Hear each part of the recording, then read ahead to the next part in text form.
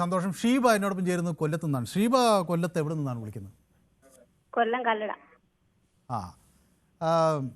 അപ്പോൾ ഷീബ, ഈ സ്ത്രീകളുടെ വസ്ത്രധാരണത്തെ പറ്റിയാണ് ചർച്ച. പുരുഷന്മാരുടെ വസ്ത്രധാരണം ഒരിക്കലും ചർച്ചയാകുന്നില്ല. അതെന്തുകൊണ്ടായിരിക്കും സാർ? അത് സ്ത്രീകള് വസ്ത്രം ധരിക്കുന്നതും പുരുഷന്മാർ വസ്ത്രം ധരിക്കുന്നതും തമ്മിൽ ഒരുപാട് വ്യത്യാസം. നമ്മളൊരു പൊതു പരിപാടി അല്ല ഒരു അവാർഡ് ദാന ചടങ്ങ് നമ്മളൊന്ന് കണ്ടു നോക്ക്. പുരുഷന്മാരാണെങ്കിൽ ഫുൾ നല്ല രീതിയിൽ ഡ്രസ്സ്, പാന്റ് ഷർട്ട് അങ്ങനെ, അല്ലെങ്കിൽ ഫുൾ ആയിട്ടുള്ള ഡ്രസ്സ് ധരിച്ചു.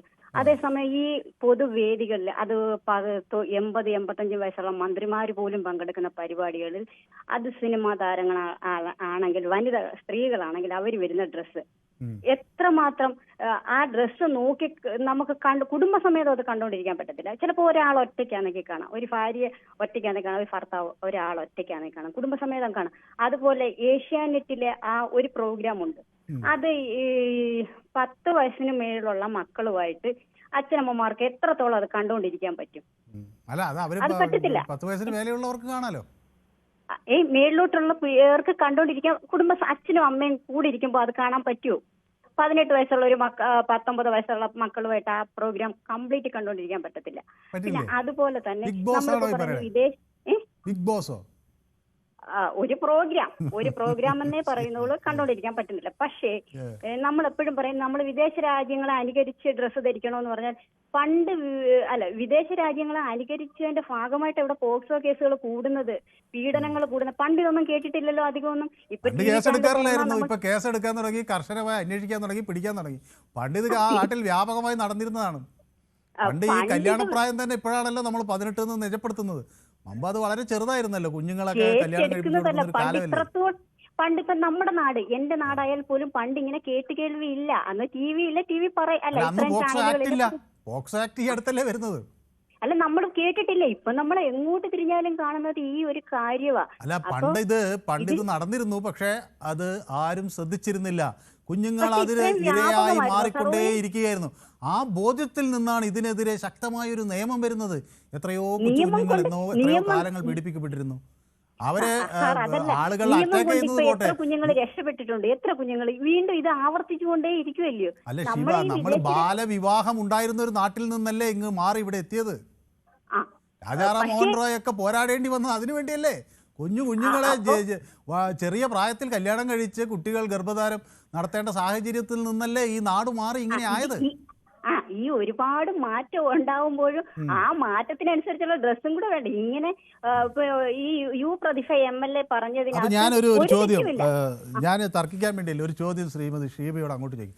മാന്യമായ വസ്ത്രം ഇതാണ് എന്ന ആര് നിർവചിക്കും? ആര് പറയുന്നു? മാന്യമായ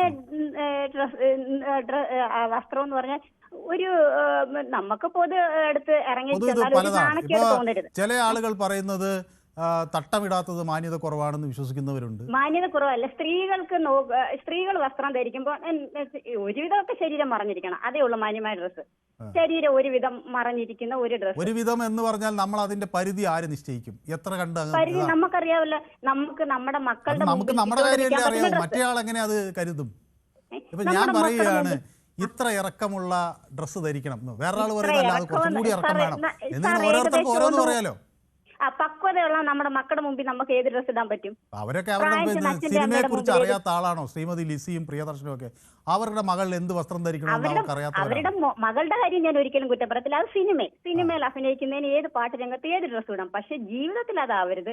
പൊതു സ്ഥലങ്ങളിൽ വരുമ്പോൾ കുറച്ച് മാന്യത. അല്ല, അപ്പൊ ഈ ഉദ്ഘാടനത്തിന് വരുന്ന നടി ചലച്ചിത്ര താരങ്ങൾക്ക് അറിയില്ല, അവർക്കൊരു ധാരണയുണ്ടല്ലോ ഈ വസ്ത്രം മാന്യമാണ് എന്ന്. അവരത് മാന്യമാണെന്ന് തന്നെയാണ് പറയുന്നത്.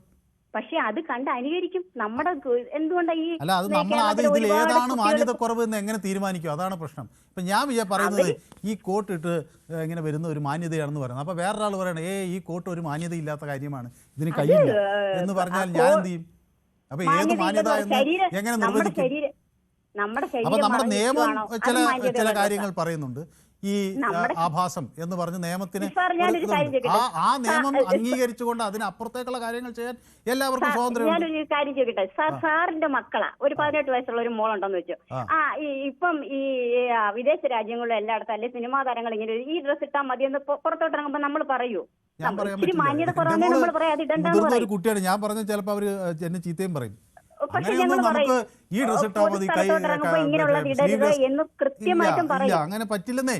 ഞാൻ പറയുന്നത് നമുക്കിപ്പോൾ സ്ലീവ്ലെസ് ഡ്രസ് ഇടരുത് എന്ന് എൻ്റെ മോളോട് പറഞ്ഞാൽ ചിലപ്പോൾ അവരനുസരിച്ച് സ്ലീവ്ലെസ് ഒന്നല്ല, നമ്മുടെ ബോഡി പുറത്ത് ബോഡി പുറത്തെന്ന് പറഞ്ഞ നിയമം ഉണ്ടല്ലോ നാട്ടിൽ. ആ നിയമം എല്ലാവരും അംഗീകരിക്കണം. അതിനപ്പുറത്തേക്കുള്ള കാര്യത്തിലാണ് നമ്മൾ തമ്മിൽ അഭിപ്രായ പലരും നമ്മൾ തമ്മിൽ അഭിപ്രായ വ്യത്യാസമില്ല, പലരും തമ്മിൽ അഭിപ്രായ വ്യത്യാസം. പലരും അഭിപ്രായ വ്യത്യാസം കൊണ്ട് ചില ആളുകൾ പറയുന്നത് ഇപ്പൊ എന്താ പറയാ, നമ്മുടെ സാധാരണ സാരി ഉടുക്കുമ്പോൾ ഒരു ബ്ലൗസിന്റെ ഇറക്കം അത് മാന്യമാണെന്ന് പറയും. ചിലർ പറയുന്നു ആ ഇറക്കം മാന്യമല്ല, അത് കുറേ കൂടി താഴേക്കായിരിക്കണം എന്ന് പറയുന്നു, അത് മാന്യം. ഇത് പുരുഷന്മാർക്കാണെങ്കിൽ ഇതൊന്നും ബാധകമേ അല്ല, അവർക്ക് എങ്ങനെയും നടക്കാം. പുരുഷന്മാർ മാന്യമായിട്ടാണ് വരുന്നത്. പുരുഷന്മാർ വലിയ മാന്യമായിട്ട് ഏത് പ്രോഗ്രാം എടുത്ത് നോക്ക്, സിനിമ നടന്മാരെല്ലാം നല്ല മാന്യമായിട്ടാണ് ഡ്രസ്സ് ധരിച്ചു വരുന്നത്. പക്ഷെ നടികളെ ഉള്ളു ഈ പ്രശ്നം വരുന്നത്. അവര് നൃത്തവും ഒക്കെ ചെയ്യുമ്പോൾ അവരും ബോഡി ഷോ ഒക്കെ കാണിക്കുന്നില്ലേ? ഇല്ല, അവര് മാന്യമായിട്ടുള്ള ഡ്രസ്സാ ധരിക്കുന്നത്. എപ്പോ നോക്കിയാലും അങ്ങനെ കണ്ടിട്ടുള്ളൂ. പക്ഷെ സ്ത്രീകളെ ഉള്ളു. ഞാൻ ചോദിക്കട്ടെ, എന്തിനാ കോളേജുകളിൽ യൂണിഫോം വെച്ചിരിക്കുന്നത്? സ്കൂളുകളിലെ പോട്ട്, കോളേജുകളിൽ എന്തിനാ യൂണിഫോം അത് ഒരു വിദ്യാലയത്തിൽ പഠിക്കുന്ന ആളുകൾ ഒരു വിദ്യാലയത്തിലെയാണെന്ന് ഒന്ന് തിരിച്ചറിയാൻ, അവർ തമ്മിൽ ഒരു വ്യത്യാസമില്ല, അവർ ഒരേപോലെ ആയിരിക്കണം. ഒരേ സാഹചര്യം, പല സാഹചര്യങ്ങളിൽ നിന്ന് വരുന്നവരാണ് വിദ്യാർത്ഥികൾ.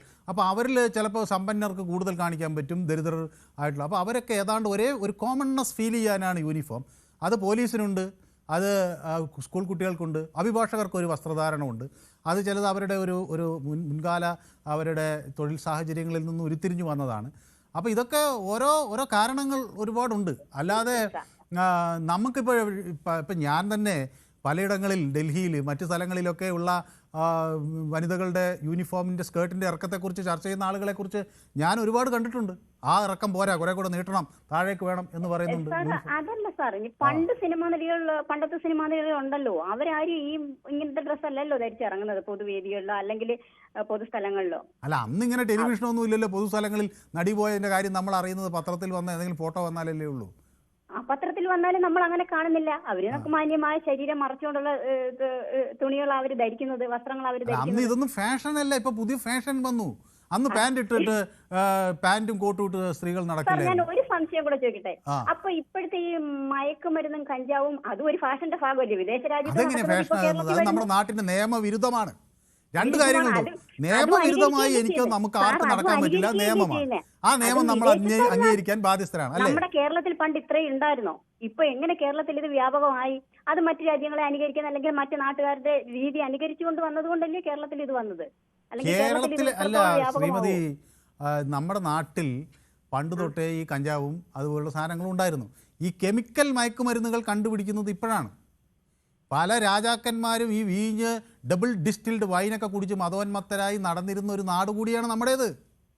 പാവപ്പെട്ടവർക്ക് അത് വാങ്ങിക്കാനുള്ള ശേഷി ഉണ്ടായിരുന്നില്ല. ആളുകളുടെ ജീവിത നിലവാരം ഉയർന്നപ്പം സാധാരണക്കാരിത് പിന്നെ ചാരായം വാറ്റുന്നതും കുടിക്കുന്നതും ഒക്കെ ഈ നാടിൽ എത്രയോ നമ്മൾ പല സ്ഥലങ്ങളിൽ നോക്കിയാൽ ഇതൊക്കെ അവരുടെ ആചാരാനുഷ്ഠാനങ്ങളുടെ കൂടി ഭാഗമാണ്.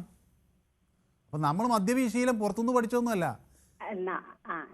അത് എത്രയോ കാലം ഇംഗ്ലീഷുകാർ വരുന്നതിന് മുമ്പ് ഇവിടെ ഇതുണ്ട്, സോമ സുര എന്നൊക്കെ പറയുന്ന വേദകാലം തൊട്ടുള്ള മദ്യങ്ങളാണ്. അതുപോലെ കഞ്ചാവ് എന്ന് പറയുന്ന നമ്മുടെ പല ദൈവങ്ങൾ പോലും ഉപയോഗിച്ചിരുന്ന കാര്യമായിട്ട് വിശ്വസിക്കുന്നവരുണ്ട് ഉത്തരേന്ത്യയിൽ.